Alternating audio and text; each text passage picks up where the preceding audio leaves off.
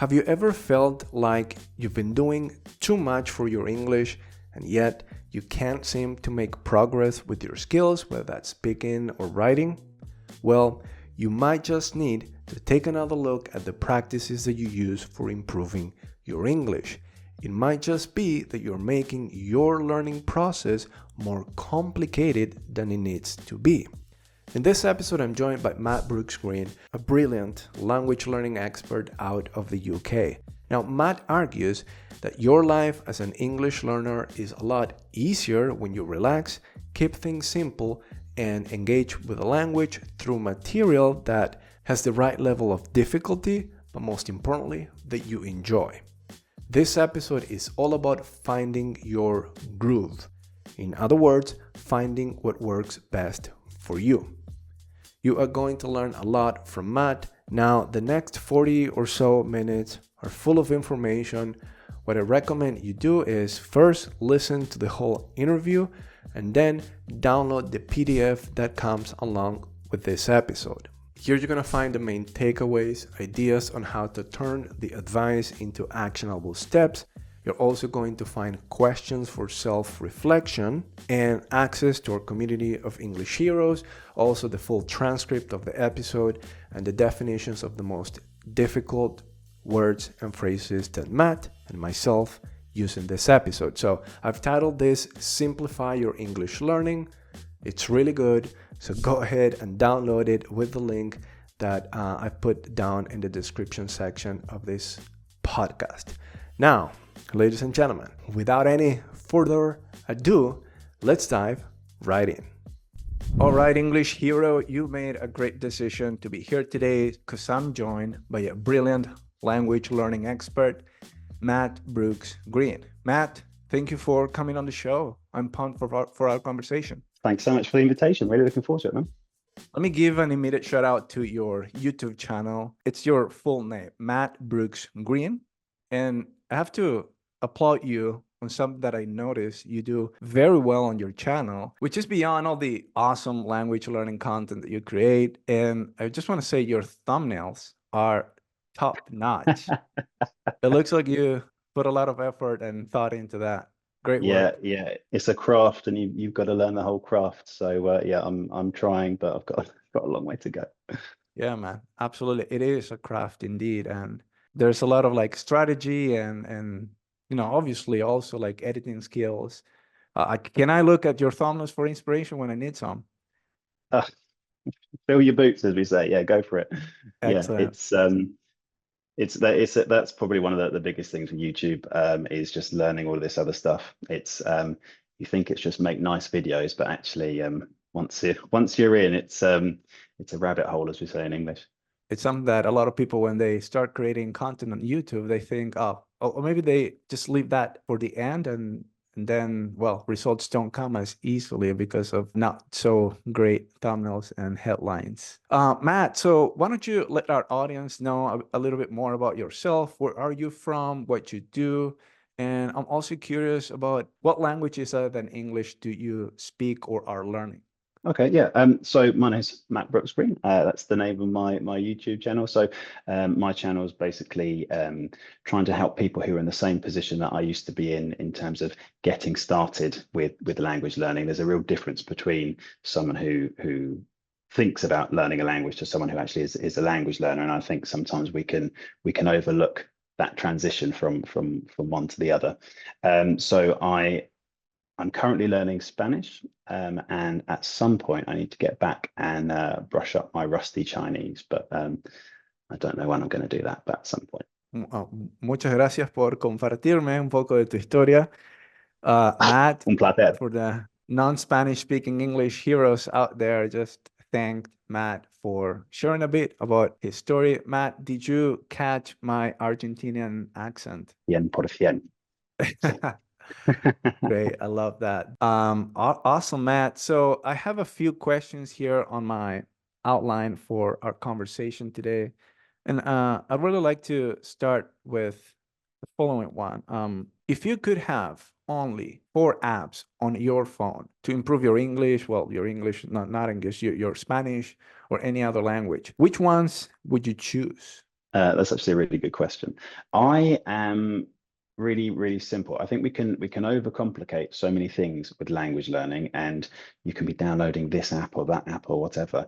And it's not necessarily the app. I think it's more your habits and how you fit that into your daily lifestyle and your routine. So actually, mine's really easy. I use Apple products, so I've got an iPhone, so it will be Apple Books. Reading a book is better than scrolling social media. Apple Podcasts, more free content. YouTube, again, classic. It kind of goes without saying, but I would say if you haven't tried YouTube Premium, that's how they get you. But actually, the experience of being able to listen to audio in your pocket is really powerful. If you're Mm. there's a lot of stuff that is more accessible through YouTube, and you can create long playlists of content that you want to listen to, and just bump one touch on your headphones and you're listening to that. And then the fourth one would be that would be open to maybe some negotiation, but I'd probably say ChatGPT. Oh, I think it's a useful tool. Um, I could totally be happy without it if it disappeared, to be honest. But it is actually quite useful if you use it the right way. I have my own mixed feelings about it, but I did put it in my list of 4 apps. I Okay. was kind of like debating which one should be the fourth one, and did end up going with ChatGPT because it's there, Mhm. and yeah, you got to take advantage of it because it's actually great technology. I mean, goes without saying, right? I also do have YouTube. I did also want to have like an element of like social media interaction with other Mhm. learners. And so I am kind of split between LinkedIn and Facebook, but I did want to have that. And while you're at it, of course, you want to set your phone in the target language too. So, Yeah, the last two that's interesting. I think the thing with social media is it's easy to trick ourselves that if we follow certain creators who are in our target language, um, but unless that is a profile that is 100% in whatever your target language is, and obviously it might be English in this example, um, but unless it's completely in that language, you're going to have still loads of stuff that isn't related. And so, in terms of the amount of time you're scrolling, how much of that realistically is in your target language? I'm not perfect at it, but I do prefer to try and just open my books app, because I think if I'm like all these things, once you start the habit, it's easier to pick it up and keep going. But yeah, I find it easiest just I enjoy reading fiction, so that's a really easy win for me. yeah, that's true. And scrolling through social media, it's I think a double-edged sword. It could be some benefits, but it also depends on your habits, and you have to actually train the algorithm to give you Yeah, yeah. content in your target language. So it can be like too distracting, but if you're just seeing like a variety of things in that language, it's like you're more engaged with the language. You're even getting a bit of Yeah. like immersion element to it. So that was my thinking process there. I think just sort of going on from that, I think it's really helpful that the longer you go with this process, sort of in a way, the easier it gets because the Mhm. more you understand, the more content you can access.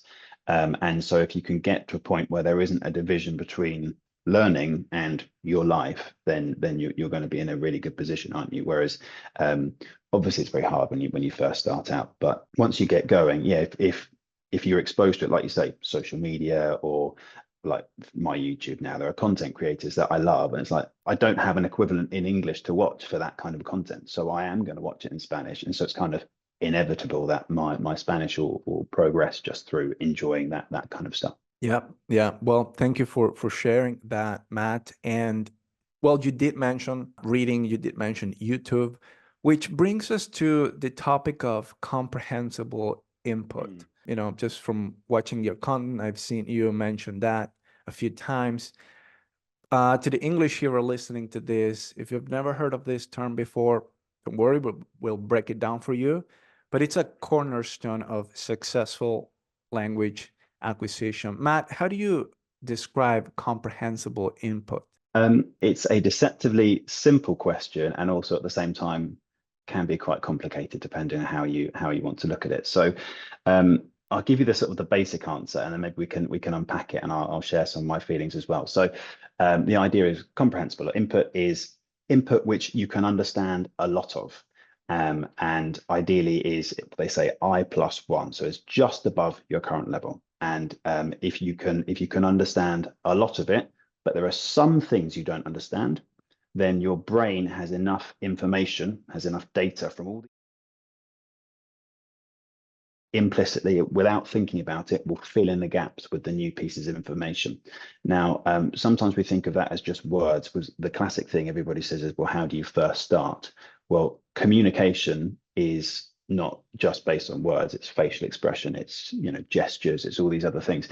And so you can actually pick up meaning from some of those things in order to fill in the blank. So that's some of the data that your brain is getting. So that's kind of the, I guess, a start on the basic way of looking at it. But I think we can overcomplicate it. I think, if the way I think of it is this: if something, let's say you find some content online in your target language and you don't understand any of it, it's not going to go in because you don't understand it. So it's not going to be input. So it's because it's not comprehensible. And so rather than thinking of, you know, technical terms and things like this, just think, can I understand it? Absolutely. Yeah. And I know comprehensible input as a term, we like language content creators, we tend to like gravitate towards it because, you know, Mm-hmm. it's kind of like the term, right, that people use Yeah, to yeah. talk about this. But yeah, totally. Are you consuming content in your target language that you can indeed understand? And like it's in Mm-hmm. it's in the word too, comprehend. And then Yeah, maybe it's useful to visualize kind of like the spectrum of type of input and its difficulty, like comprehensible input being in the middle in that sweet spot. And mm-hmm. if it's too difficult, well, it'd be incomprehensible input. Or Yeah, like if it's too easy, it would be effortless input, let's say, to just mention a word, right? yeah, Um, yeah.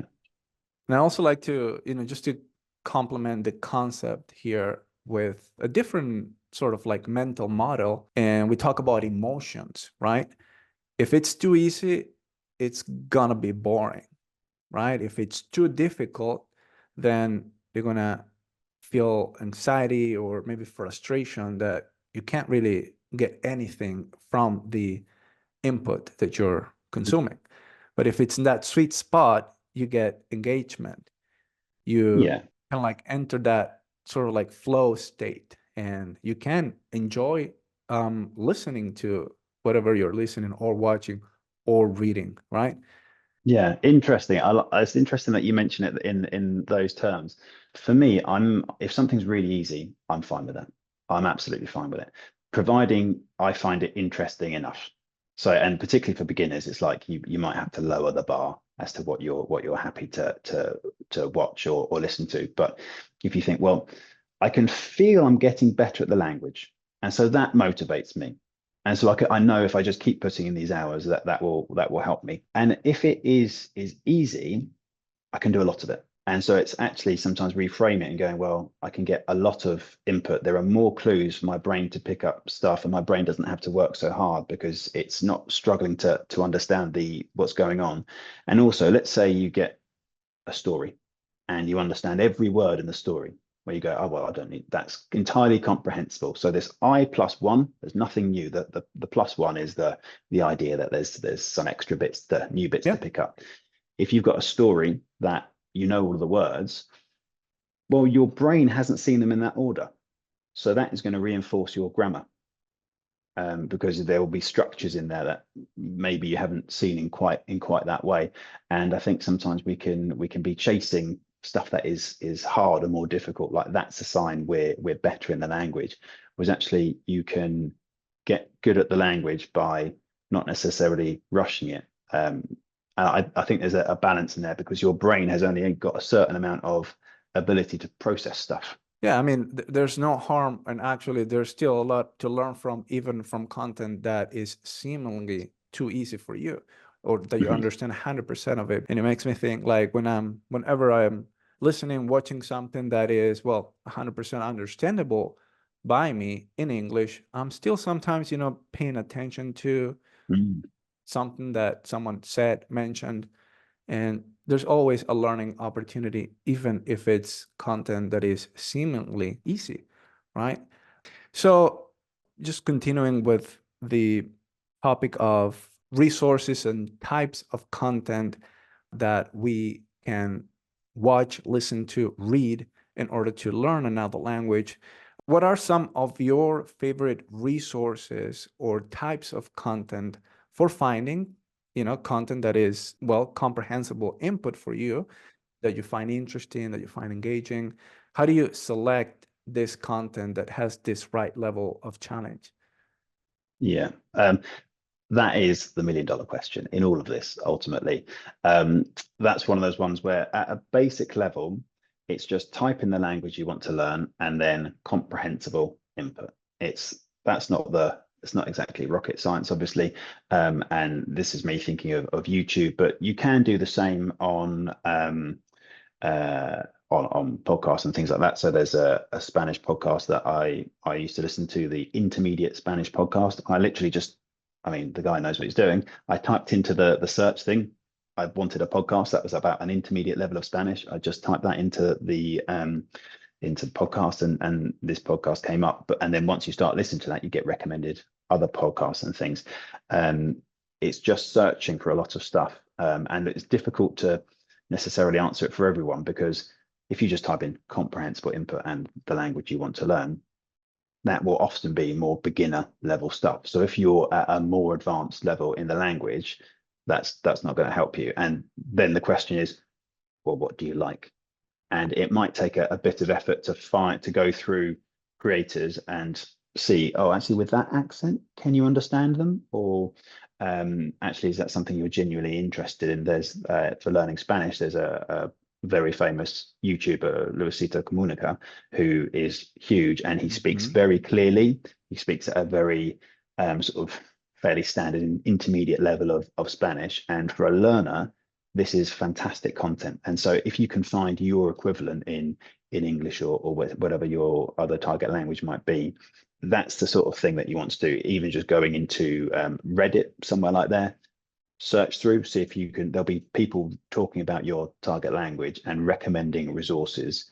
There's a lot of stuff out there. If anything, there's too much. So this is the bit where it just takes, you have to take quite a lot of personal responsibility as a learner. You have to go, right, I'm going to learn this language. No one is going to make that happen other than me. So I'm going to spend, let's say you spent an hour. Doesn't necessarily need to be more than that. Let's say you spent an hour searching online for resources that you are personally interested in your target language. For a return on time, that hour will save you so much in the long term. Instead of going, oh, I want to listen to something now, I'm going to open this app on my phone, I'm going to scroll and see if there's something I can find.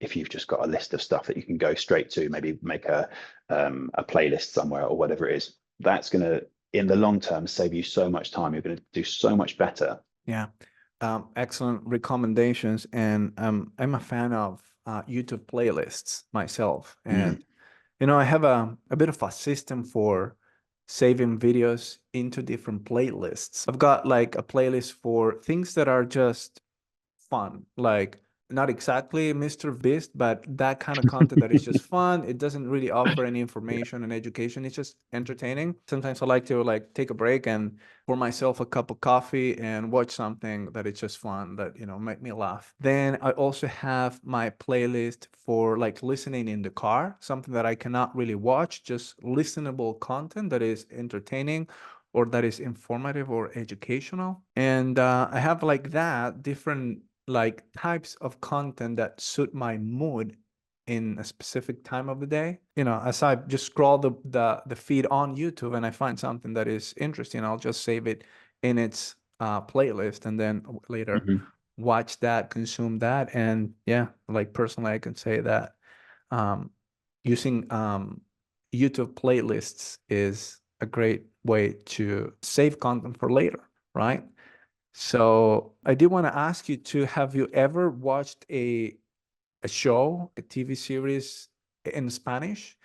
And did you maybe use, or did you ever consider comprehensible input at all when choosing that? Yeah, 100%. I thought about it in terms of could I understand it or not. So press play, see what level of Spanish it would be, rather than thinking of, comprehensible input and the theories and everything. Don't just, does this look enjoyable? I'll press play. Can I understand it enough? There are some things like the Spanish series, La Casa de Papel. Yeah. For me, for my level of Spanish, it's right at the cusp, and I will put the subtitles on because it's a drama. People are mumbling. There's not like a nice voiceover like you'd get in a documentary. Whereas if you think, podcast documentaries, the audio is going to be a better quality. People generally speaking will speak clearer, and it's easier than a drama. So sometimes thinking of those sorts of things. But if you like dramas, go for it. That's definitely going to be more motivating for you if that's the kind of thing you like. Yeah, definitely. And language learning and acquisition would be kind of like a byproduct of you actually enjoying that. Totally, yeah. So that should go first. Actually, are you having fun? Are you being entertained? Do you like it? Are you, enjoying the information that you're learning from that documentary or TV show, whatever that is? And just adding on to that, Max, one thing I say is, and you're relaxed. And we know that stress can affect your learning. And if you're worrying about producing the language sometimes, or worrying about understanding stuff or something like that, that can affect your ability to follow along or to pick up the language. Whereas if you can find stuff that you're comfortable with, not everything necessarily, but comfortable enough, you'll be more relaxed. Actually lowering, when the people talk about an effective filter, lowering your stress levels in order to pick up the language. That's definitely what we want. Totally. And yeah, I think there's a time and place for actually producing the language, but Totally. yeah, when you are just watching and enjoying a show, it's time for that, and don't need to really, as you said, stress yourself with anything more than just enjoying the show. And that's the point of an activity that is not fatiguing in a way that, for example, more deliberate practice, or maybe deciding to study a bit of language, or maybe looking something up on a dictionary. It takes energy, it takes effort, and it takes like an intention to really want to learn a specific item in that other language. But when you're just enjoying and watching a show, it's time for just that, right? So yeah, definitely. Absolutely. Yeah. And one thing, if I can add on there as well, Max, whilst we're talking about that, I've mentioned it in videos before, so some people might have heard of this, but crosstalk, if you haven't heard of it or you haven't tried it, is an absolute game changer when it comes to language learning. Do you know of crosstalk? Have you tried it at all? Crosstalk? No, I'm not familiar with that.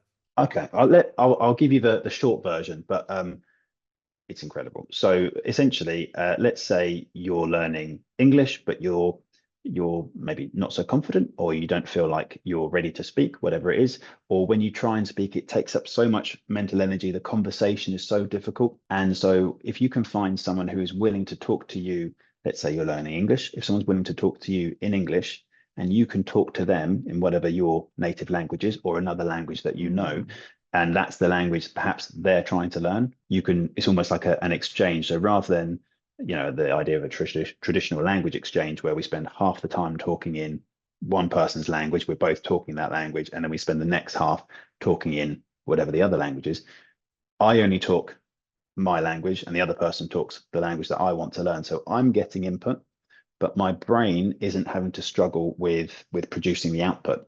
I did it for Spanish when I first started, because I knew I first started trying to speak Spanish as soon as I started learning it, and I couldn't. There's all these conjugations that were just seemed absolutely mad to me. My brain was trying to think of all these rules. I didn't know the vocabulary. I was being corrected on all of my errors. It was just a mess. And so I just put it to one side. And then once I got to sort of an upper beginner, I just found tutors online. I contacted them in advance saying, there's this thing I want to try called crosstalk. Here's a description of it. Would you like to try it? And you just have to find someone who obviously speaks the language you want to learn, but also understands the language you want to speak. So I just found people who said that they were a high level of English and they were native Spanish speakers.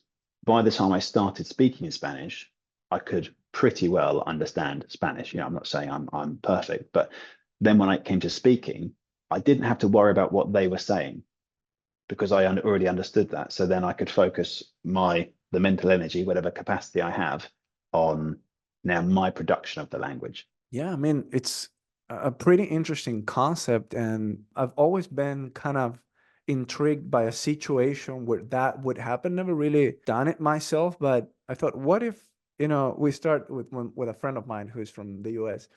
What if, because it's that situation where he's learning Spanish and I learn English. And what Mhm. if we actually both like just had a a normal conversation in our native Yeah, languages? Never actually done it, but I'm very curious about what that yeah, would look like or feel like in my case, since I've yeah, never yeah. experienced it. Yeah, that's an interesting concept for a podcast, even. I wonder if someone is already doing that, right? I did look actually because I think there Oh, was a Japanese podcast. I'm not going to plan on learning Japanese, but yeah, they one spoke in one language, one in the other. But yeah, it is a solid idea for a podcast. But if you think of it, before all of these resources that we had, and before people thought you had to study and list, hundreds of years ago, how did people learn another language? They picked it up somehow. I'm not saying it was 100% crosstalk, but I'm sure it affected. It's a real game changer. It's increasingly popular. Lots of people start to know about it now. crosstalk, very interesting. So, Matt, just shifting gears a little bit, and much like how comprehensible input, hits that sweet spot for challenging yet understandable, we've also got to find the sweet spot in terms of where language learning fits in your life. In other words, balancing life and learning English or another language. How do Mhm. you go about this? How do you balance language learning with your other responsibilities and hobbies? And what advice or tips would you give to learners who struggle to find, the time for language learning or for language Yeah. practice?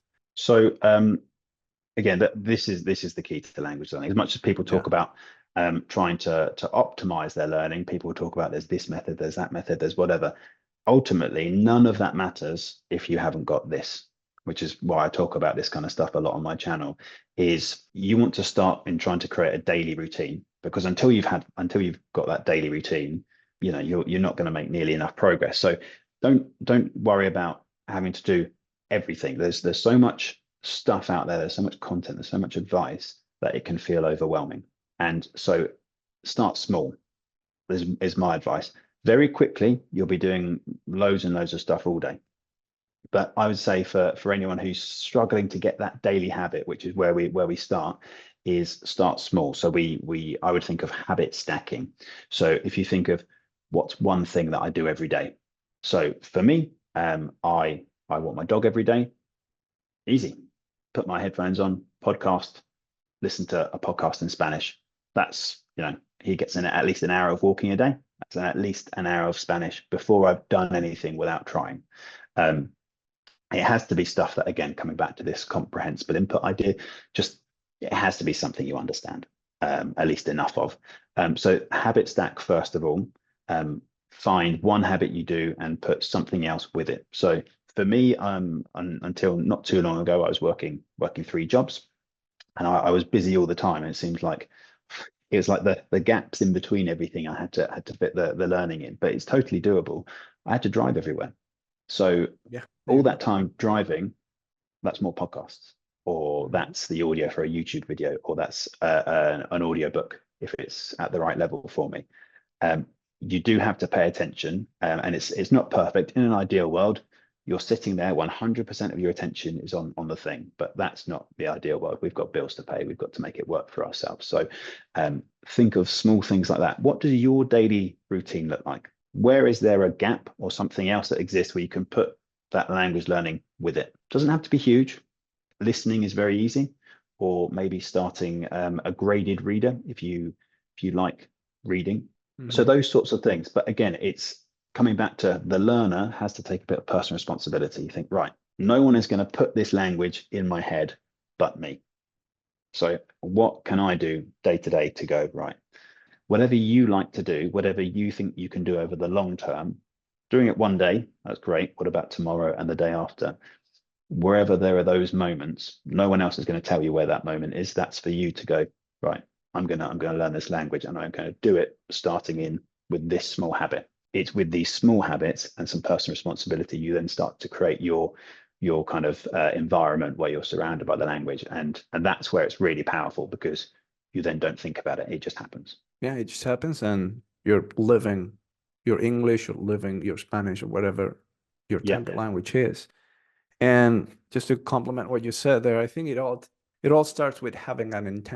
intention to say, okay, I'm gonna actually take advantage of this moment when I'm doing something, but I don't need my full attention, or because I can still listen to something in English or Yeah. in the language you're choosing to study or to learn. And this excuse, the same old excuse, which is I don't have the time to do that.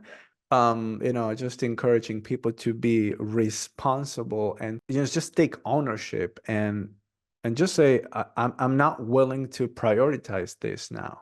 And Hmm. so ask yourself that, why am I not willing to prioritize this now, and what are the excuses that I'm making, Hmm. and what do I need to change in the way that I do things so that I can include a bit of language learning, language exposure, or to include more of that.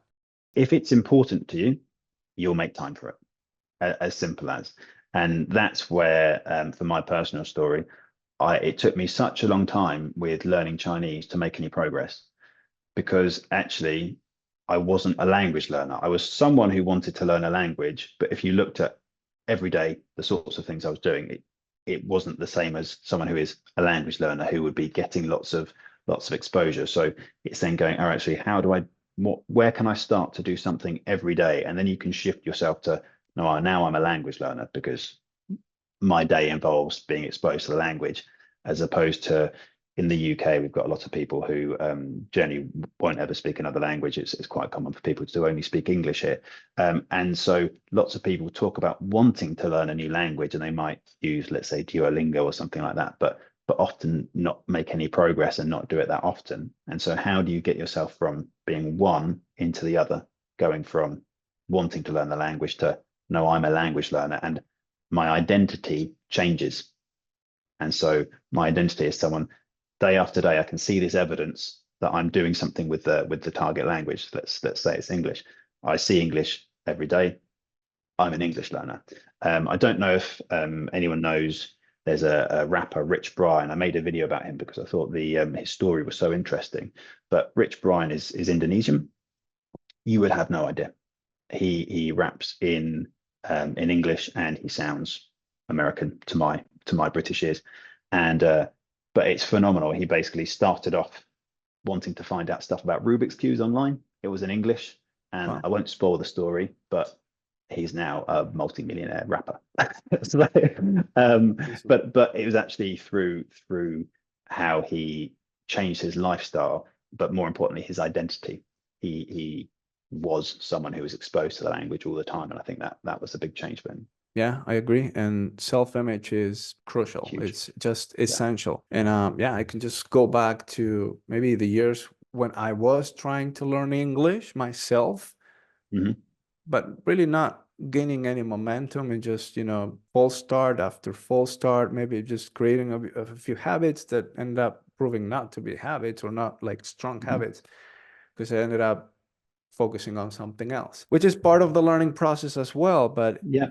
there's something that at some point changes in the way that you perceive yourself, and when you start to look Hmm. at yourself as a person who does this and who is a language learner, an English language learner, that's in the before and after in many cases, I would say.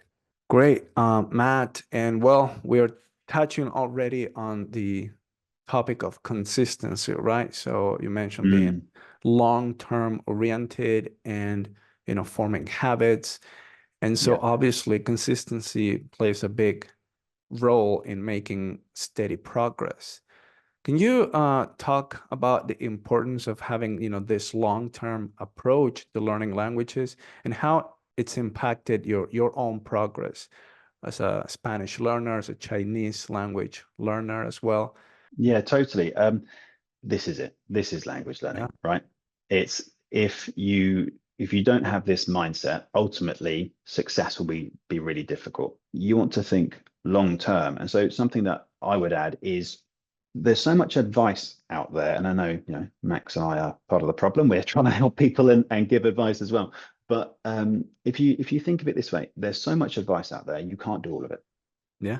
And no one can agree on the perfect way to learn a language.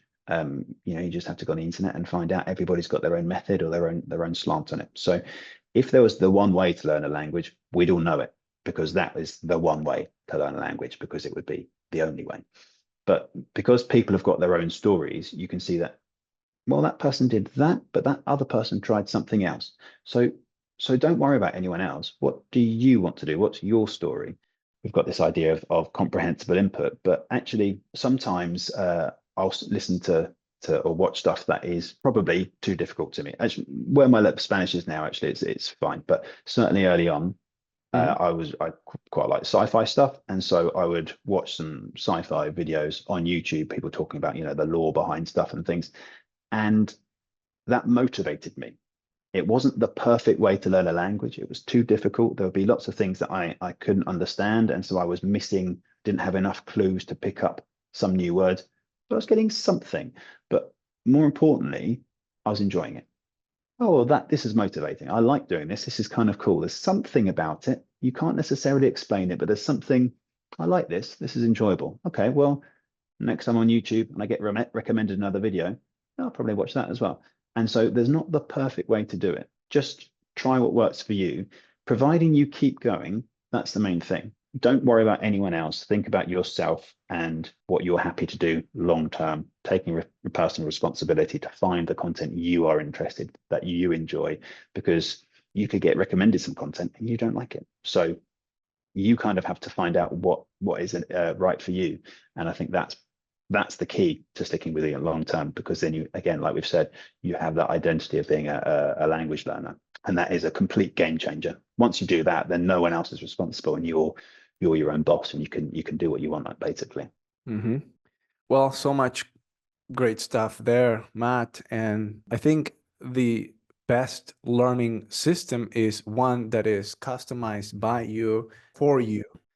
And, a learning system that allows you to discover new things, to learn new things. And it also puts you in positions where you are going to review things that you know and things that you know, but you're starting the process of forgetting that. And I think that the best, there are many ways we can strategize, and we can use Anki and different like flashcards to, hack memory retention and the forgetting curve and all of that. What I've always done myself is just live my English, and, just organically, I get all this input that allows me to discover new things, to review things that I may be forgetting. Mm-hmm.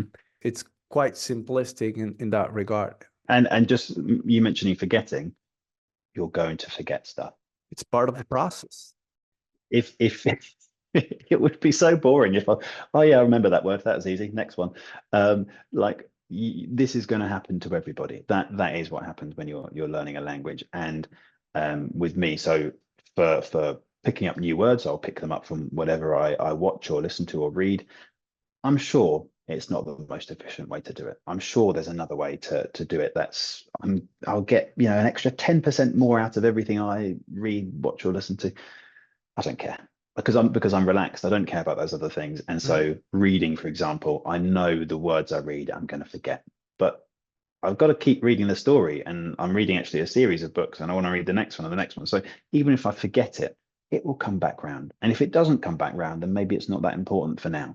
And you'll see it again at some stage. So don't worry about it. The brain can figure out all of this stuff. Sometimes I think we want to control every last element of it, whereas actually once you kind of relax and kind of let it happen, I think that's probably where the magic happens a little bit. Yeah, just gotta let go. Love that, Matt. And why don't you tell our audience where they can find you, check out more of what you do? Where can they find you? Yeah, so I've got my channel, Matt Brooks Green, on YouTube. I've also got a newsletter, which is always linked below any of my videos. So if anyone wants an email from me each week with some language learning thoughts and tips, then there's that as well. But yeah. So English Hero, you're going to find that in the description of this podcast. And Matt, just now wrapping up, I do have one last question for you so that we can finish strong in this episode. We're flipping the script here a bit because it's a question not from me to you, but from you to our audience. So we've discussed comprehensible input, habits, having a long-term vision. With that in mind, with everything that we've discussed so far, what's a question that you can ask our listeners so that you can have them reflect and think about, what they can do to accelerate their English fluency goals? So the question that I'll ask them, and I can unpack this if you want me to, is Sure. when are you going to give up? When are you going to give up? Right. So Okay. if you're not planning on giving up, then what's the rush? You don't have to be perfect right now. It's just about keep going. If there's no pressure to stop at any stage, there's no end to your learning, you would just create a life where I'm just going to keep learning this language for as long as I'm around because it's interesting, and the more I learn, the easier it will get. So Yeah, it's lifelong learning, like everything really. We never stop learning, and let's just embrace that. Matt, it's been an absolute pleasure to have you on the Heroic English podcast. Thank you so much. thank you, Max. Real pleasure. Thanks for having me. And that wraps up another insightful episode of the Heroic English podcast. I hope you found this conversation with Matt Brooks Green as enlightening and motivating as I did. Remember, keeping things simple, relaxing, and enjoying your language learning journey is what makes all the difference. Take Matt's advice to heart. Engage with material you enjoy. Find what works best for you.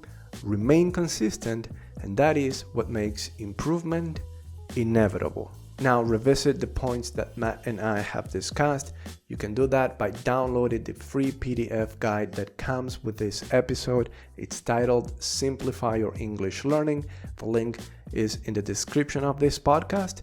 And I just want to thank you for tuning in and for being part of this awesome Heroic English community. If you enjoyed this episode, subscribe, leave a 5-star review, and tell your friends that there is an awesome podcast called the Heroic English Podcast that they are going to love.